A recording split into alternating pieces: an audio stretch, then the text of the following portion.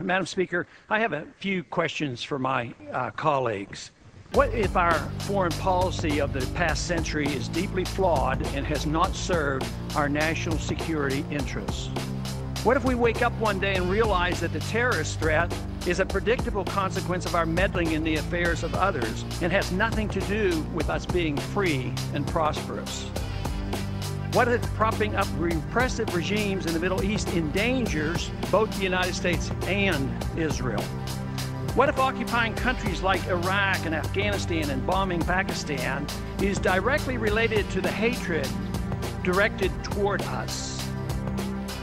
What if someday it dawns on us that losing over 5,000 American military personnel in the Middle East since 9/11 is not a fair trade-off for the loss of nearly 3,000 American citizens, no matter how many Iraqi, Pakistani, and Afghan people are killed or displaced?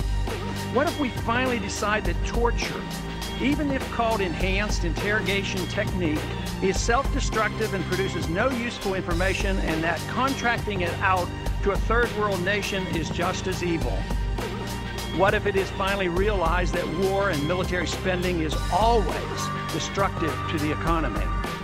What if all wartime spending is paid for through the deceitful and evil process of inflating and borrowing? What if we finally see that wartime conditions always undermine personal liberty?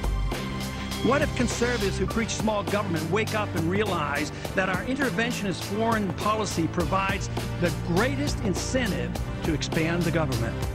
What if conservatives understood once again that their only logical position is to reject military intervention and managing an empire throughout the world?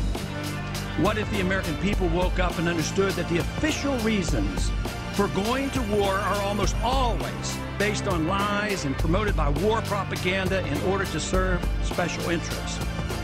What if we as a nation came to realize that the quest for empire eventually destroys all great nations? What if Obama has no intention of leaving Iraq? What if a military draft is being planned for the wars that will spread if our foreign policy is not changed?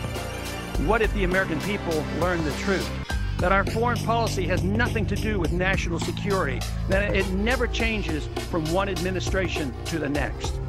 What if war and preparation for war is a racket serving the special interests? What if President Obama is completely wrong about Afghanistan and turns out worse than Iraq and Vietnam put together? What if Christianity actually teaches peace and not preventive wars of aggression? What if diplomacy is found to be superior to bombs and bribes in protecting America? What happens if my concerns are completely unfounded? Nothing. But what happens if my concerns are justified and ignored? Nothing good.